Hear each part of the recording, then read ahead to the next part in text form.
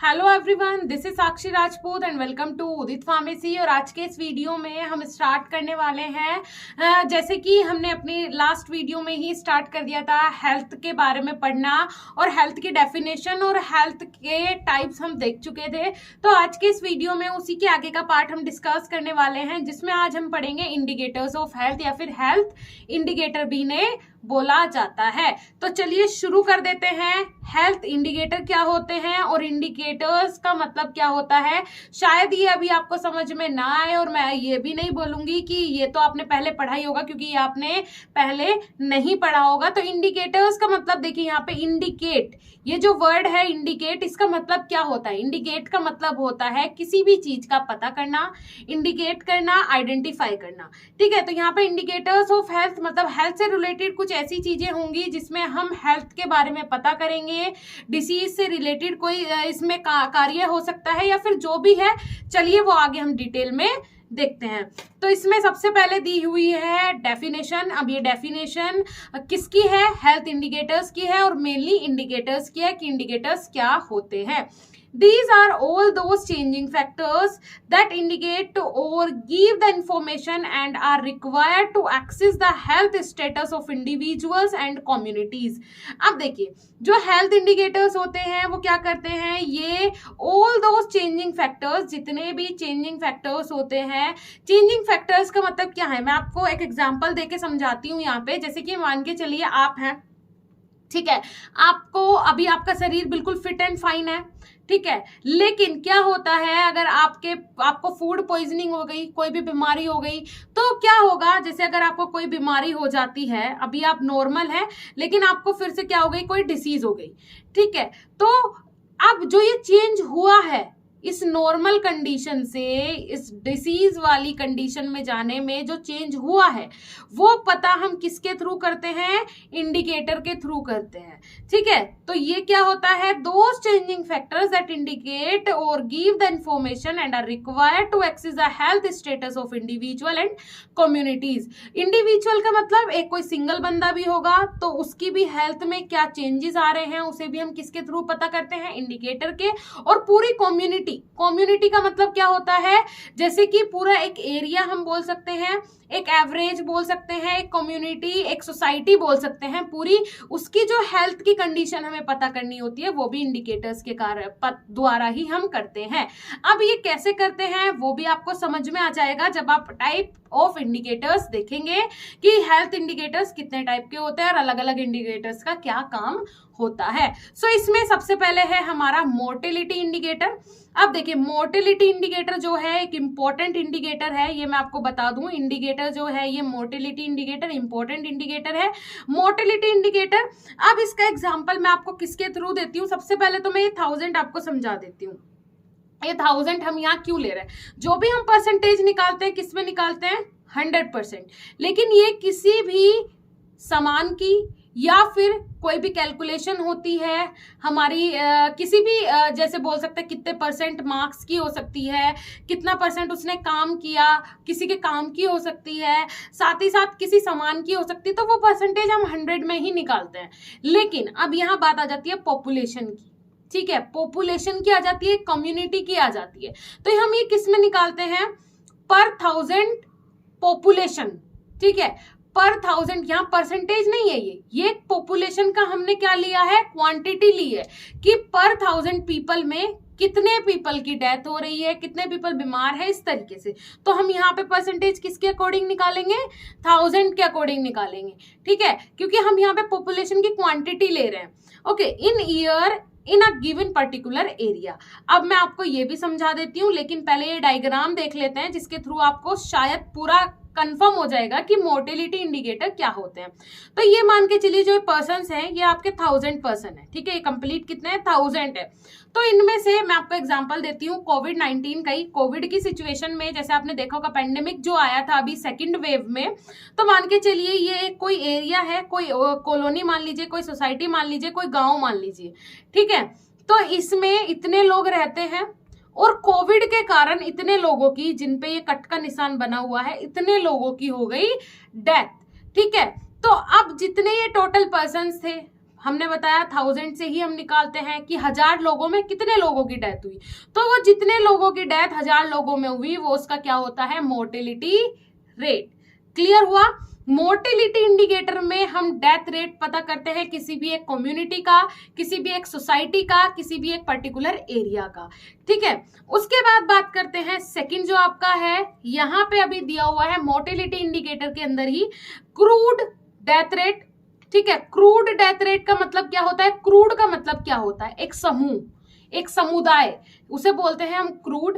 अब crude death rate, it is defined as the number of death per 1000 population per year in a given community.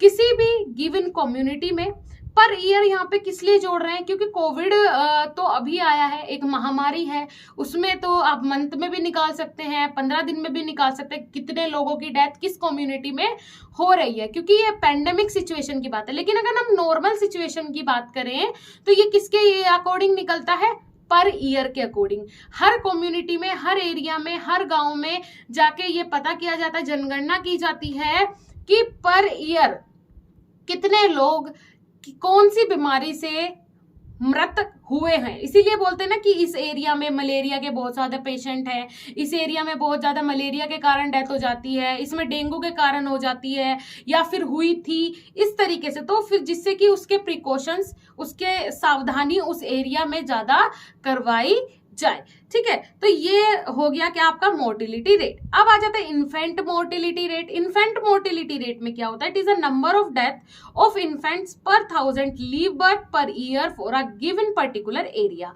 अब मैं बताऊं आपको कि कितने बच्चों ने जन्म लिया, हम 1000 बच्चों से लेते हैं, फिर से एक कम्युनिटी का, एक एरिया का 1000 बच्चों ने अगर जन्म लिया तो उनमें से कितने सही सलामत है, ये हम मोर्टेलिटी के अंदर नहीं देखते, बल्कि ये देखते हैं कि कितने बच्चों की डेथ हो गई, कितने में से 1000 की क्वांटिटी ही हम यहाँ पे मेजर करते हैं। होप सो आपको मोर्टेलिटी इंडिकेटर कंप्लीटली समझ में आ गया होगा। अब नेक्स्ट बात करते हैं मॉर्बिडिटी इंडिकेटर। अब मॉर्बिडिटी इंडिकेटर क्या होता है, it is a status between health and death that actually tells about disease situation in the community. It is more sensitive than the mortality indicator. अब देखिए जो मोर्बिडिटी इंडिकेटर होता है वो यहाँ पे बताया मोर सेंसिटिव होता है किससे, मोर्टेलिटी इंडिकेटर से। अब भाई मोर्टेलिटी इंडिकेटर में हम डेथ चेक कर रहे थे, अब इससे ज्यादा सेंसिटिव क्या हो सकता है कि किसी इंसान की डेथ हो गई, इससे ज्यादा सेंसिटिव और क्या हो सकता है। लेकिन हो सकता है कौन सी सिचुएशन डेथ से ज्यादा सेंसिटिव होती है, जब बंदा कहाँ होता है, हॉस्पिटल में होता है। ठीक है, जब कोई हॉस्पिटल में होता है तो वो डेथ से भी क्रिटिकल और बोल सकते हैं सेंसिटिव सिचुएशन होती है। अब मोर्बिडिटी और मोर्टेलिटी, मोर्टेलिटी क्लियर हुआ, डेथ रेट चेक करते हैं, सिंपल है। मोर्बिडिटी में हम चेक करते हैं कि किसी भी एक कम्युनिटी में, किसी भी एक एरिया में कितने बीमार पेशेंट हैं, ठीक है, कौन सी बीमारी से वो ग्रस्त हैं, ये सारी चीजें हम चेक करते हैं मॉर्बिडिटी में। एग्जाम्पल यहाँ पे भी हम कोविड-19 का ही लेंगे। जैसे कि आपने देखा होगा न्यूज में आपको बताया जा रहा था कि आज के दिन में इतने एक्टिव केसेस हैं, ठीक है, इतने एक्टिव केसेस हैं और इतने लोगों की हो गई आपकी डेथ। ठीक है, तो इस तरीके से आपको किस में बताया जा रहा था, न्यूज में बताया जा रहा था। तो अब ये एग्जाम्पल है कि ये हो गया आपका क्या, मोर्बिडिटी रेट, और ये हो गया आपका मोर्टिलिटी रेट। क्लियर। अब अगर मैं बात करूं the important morbidity indicators are, अब इंपॉर्टेंट मोर्बिडिटी इंडिकेटर्स कौन से होते हैं, यहाँ पे है ओपीडी। ठीक है, ओपीडी मतलब आउट पेशेंट, आउट पेशेंट जो डिपार्टमेंट होता है। अटेंडेंस रेट मतलब ऐसे पेशेंट जो कि हॉस्पिटल में एडमिट नहीं हुए लेकिन वो किसी भी बीमारी, उन्हें कोई भी बीमारी है, किसी भी बीमारी से वो ग्रस्त है और वो हॉस्पिटल आए, सिर्फ अपना मेडिकेशन लिया और चले गए। ठीक है, ये हो गया। अब हॉस्पिटल एडमिशंस, अब कितने पेशेंट ऐसे हैं जिन्होंने हॉस्पिटल में एडमिशन लिया है, जो कि हॉस्पिटल में एडमिट है। अब आ जाता है duration of stay in the hospital and sickness absenteeism. अब देखिए क्या होता है ड्यूरेशन ऑफ स्टे, कितने टाइम के लिए वो वहां पे स्टे करेंगे, मतलब हॉस्पिटल में कितने टाइम के लिए पेशेंट आपका रुका, वो कंडीशन भी किसमें नोट की जाती है, आपकी मॉर्बिडिटी इंडिकेटर के अंदर ही हम उसे इंडिकेट करते हैं। उसके बाद सिकनेस एब्सेंसेस क्या होता है? अब देखिए, एब्सेंसेस मतलब होता है डिसेबिलिटी रेट। डिसेबिलिटी रेट मतलब सिकनेस, मतलब कोई भी बीमारी आपको है उसके कारण कितनी डिसेबिलिटी पेशेंट को हुई है, क्या डिसेबिलिटी हुई है, किस बीमारी के कारण हुई है, ये सारी चीजें भी किस में चेक की जाती है? मोर्बिडिटी इंडिकेटर के द्वारा ही से इंडिकेट किया जाता है। अब अगर मैं बात करूं नेक्स्ट, डिसेबिलिटी रेट। अब डिसेबिलिटी रेट क्या होते हैं? डिसेबिलिटी का मतलब आपको पता ही है, डिसेबल हो जाना किसी भी चीज के कारण, ठीक है। उसके बाद है न्यूट्रिशनल स्टेटस इंडिकेटर्स। अब न्यूट्रिशनल स्टेटस इंडिकेटर्स आ जाते हैं आपके डिसेबिलिटी रेट के अंदर। It is a positive health indicator that mainly consider anthropometric measurement, the scientific study of measurement and proportion of the human body of preschool children at school entrance age and prevalence of low birth weight less than 2.5 kg। अब मैं आपको इसमें एक एक example आपको दूंगी। देखिए यहाँ पे it is a positive health indicator, ये एक पॉजिटिव हेल्थ इंडिकेटर होता है that mainly consider anthropometric measurement. Anthropometric measurement का मतलब होता है मानव शास्त्र, मतलब कंप्लीट जितने भी ह्यूमंस होते हैं। अब इसमें आपको कैसे समझ में आएगा? बचपन में आप स्कूल में जाते थे तो स्कूल में कई बार क्या होता था, वेट चेक करने वाले आ रहे हैं कि आपका वेट कितना है, ठीक है। वेट क्यों कॉलेज में स्कूल्स में वेट चेक किया जाता है? जब आप बचपन में छोटे होते थे, छोटे, ज्यादातर ये सरकारी स्कूलों में, गवर्नमेंट स्कूल में होता था, वेट चेक किया जाता था बच्चों का कि कोई बच्चा कुपोषण का शिकार तो नहीं है। वही चीज यहाँ पे दी है, the scientific study of the measurement and proportion of the human body human body का प्रोपोर्शन इसमें चेक किया जाता है कि आपका वेट कितना है, आपकी हाइट कितनी है, आप कुपोषण के शिकार तो नहीं है। ऑफ प्री स्कूल चिल्ड्रन, ज्यादातर ये प्री स्कूल चिल्ड्रंस का, ठीक है। Children at school entrance as,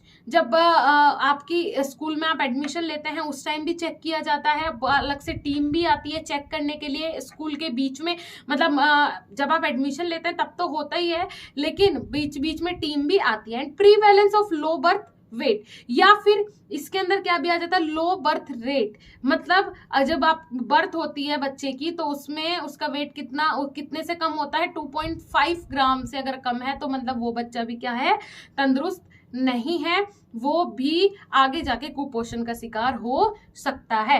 तो ये किसमें ये डिसेबिलिटी रेट होती हैं और ये भी न्यूट्रिशनल स्टेटस इंडिकेटर्स होते हैं जिनके कारण हम इंडिकेट कर सकते हैं कि जो हमारा एरिया है, किसी भी एरिया में आप चले जाइए, जैसे कि मैं एग्जांपल लेती हूँ कि कोई डेवलप सिटी होती है, कोई रूरल एरियाज होते हैं, तो अलग अलग स्टेट में आपने देखा होगा लोग अलग होंगे, कलर अलग होगा, उनकी हेल्थ हाइट अलग होती है, ये फर्क होता है ना। अलग अलग स्टेट का, अलग अलग रीजन का अलग अलग ये सारी चीजें होती हैं। क्यों? ये किसके कारण? न्यूट्रिशन के कारण, ठीक है। अलग अलग रूरल एरिया में जाएंगे तो वहां पे बच्चों को अगर अच्छा न्यूट्रिशन नहीं दिया जा रहा है तो ज्यादातर किसके कुपोषण के शिकार देखने को मिलेंगे। तो इसीलिए इससे हम एक आइडिया लगा सकते हैं कि उस एरिया में, उस कम्युनिटी में कितने बच्चे स्वस्थ हैं और कितने बच्चे स्वस्थ नहीं हैं। ओके, उसके बाद अगर मैं बात करूं यहाँ पे indicators of social and mental health. Social and mental health का पता करने के लिए, इंडिकेट करने के लिए, सोशल और मेंटल हेल्थ के इंडिकेटर्स के लिए मेनली किससे चेक किए जाते हैं ये, कि बंदे, जो सोसाइटी है हमारी, वो सोशली और मेंटली फिट है या नहीं है। अगर आपको सोशल हेल्थ और मेंटल हेल्थ नहीं पता है, वैसे तो पता होगी अगर लास्ट वीडियो देखी होगी, अगर नहीं देखी है तो जाके जरूर लास्ट वाला वीडियो देखिएगा, उसमें कंप्लीटली सारी हेल्थ के बारे में अच्छे से एक्सप्लेन किया गया है।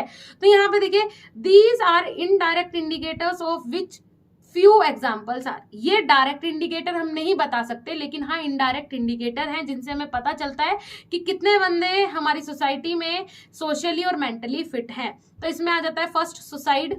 कितने सुसाइड केस आ रहे हैं? जो भी सुसाइड केस होंगे मतलब बंदा क्या है, मेंटली फिट नहीं था या फिर सोशली फिट नहीं था। उसके बाद murder, other violent act, crime, road accident, drug abuse, alcoholism, neglected youth, battered wife and battered children etcetera. ये सारी चीजें किस में आ जाती हैं? ये आपकी आ जाती हैं किसके अंदर? मीन्स जो पर्सन सोशली या फिर मेंटली फिट नहीं होते, उनकी रेट हम किससे, जैसे कितने रोड एक्सीडेंट हुए हैं, कंप्लीटली। इनके अकॉर्डिंग हम अंदाजा लगा सकते हैं कि इतने बंदों में, जैसे हमने एक एरिया ले लिया, एग्जाम्पल ले लेते हैं हम कहाँ का, हम यूपी में मेरठ का एग्जाम्पल ले लेते हैं, ठीक है। मेरठ एक सिटी है, वहां का हमने एग्जाम्पल लिया, तो उस सिटी में जितनी भी पॉपुलेशन है हम क्या चेक करेंगे उसमें, ये तो चेक नहीं करेंगे कि पॉपुलेशन कितनी है, एक एक बंदा तो गिना नहीं जाएगा, लेकिन हाँ कितने रोड एक्सीडेंट हुए हैं, ठीक है। हमें जैसे मान के चलिए 1 महीने के अंदर वहां पे 200 क्या हुए हैं, रोड एक्सीडेंट हुए हैं, मान के चलिए। तो 1 महीने के अंदर 200 रोड एक्सीडेंट हुए हैं, या फिर 1 महीने के अंदर 100 बंदों ने सुसाइड किया है, तो हम इससे एक आइडिया लगा सकते हैं कि 1000 बंदों में अगर 100 बंदे सुसाइड कर रहे हैं या 10 बंदे सुसाइड कर रहे हैं, तो उससे एक परसेंटेज निकल जाएगा कि कितने बंदे यहाँ पे मेंटली और सोशली फिट हैं, ठीक है। उसके बाद अगर हम बात करें एनवायरमेंटल इंडिकेटर्स, अब एनवायरमेंटल इंडिकेटर्स से हम क्या पता करते हैं कि एनवायरमेंट कितना स्वच्छ है, कितना साफ है, ये सारी चीजें हम किससे इंडिकेट करते हैं, एनवायरमेंटल इंडिकेटर्स से। These mainly tell about the quality of the physical and biological environment, क्या क्वालिटी है फिजिकली एनवायरनमेंट की और बायोलॉजिकली, मतलब बाहर से जो हमें एनवायरनमेंट दिख रहा है क्या वो सही में पूरी तरीके से स्वच्छ है, तो फिजिकल मतलब जो बाहर से दिख रहा है, बायोलॉजिकल मतलब जो सच में वो है। Mainly concern with different population, refuse different pollutions, sorry population नहीं, different pollutions, refuse disposal, toxic food and drink etcetera. अब हम ये किसके द्वारा पता करते हैं, कितना पॉल्यूशन है, डिफरेंट पॉल्यूशन हो सकता है, नॉइज पॉल्यूशन है, वाटर पॉल्यूशन है, एयर पॉल्यूशन है, सॉइल पॉल्यूशन है, उसके बाद रिफ्यूज कितना है, उसके बाद डिस्पोजल कितना है, टॉक्सिक फूड कितना है, ड्रिंक्स जो हम पानी पी रहे हैं, जो उस कम्युनिटी में उस एरिया में जो पानी पिया जा रहा है, जहां से आ रहा है उसमें कितना मतलब जो आयंस हैं वो कितने प्रेजेंट है, उसके कारण पोल्यूशन हो रहा है या नहीं हो रहा है, या फिर उसके कारण बंदे बीमार हो रहे हैं या नहीं हो रहे हैं, ये किस में आ जाता है, एनवायरमेंटल इंडिकेटर में। It cover the supply of safe and portable water and proper sanitation facilities to the population. इससे हम क्या पता कर सकते हैं कि मीन्स जो आपके एनवायरमेंटल इंडिकेटर है तो होते हैं, उससे ये पता कर सकते हैं कि कहाँ पे सेफ ड्रिंक वाटर नहीं है, वहां पे सेफ ड्रिंक वाटर प्रोवाइड करवाया जा सकता है। प्रॉपर सैनिटेशन मतलब क्या होता है आपका, जैसे कि सैनिटेशन फैसिलिटीज मतलब जो शौचालय की फैसिलिटीज होती हैं वो प्रोवाइड करवाई जा सकती हैं अलग अलग कम्युनिटी में, अलग अलग पॉपुलेशन में। लेकिन उसके लिए पहले क्या करनी पड़ेगी, स्टडी करनी पड़ेगी, इसीलिए ये अलग अलग टाइप के इंडिकेटर्स बनाए गए हैं स्टडी करने के लिए कि जो भी कमियां हैं वो पूरी की जा सके। लेकिन उसके लिए पहले हमें क्या करनी पड़ती है, स्टडी करनी पड़ती है हर चीज की, ठीक है।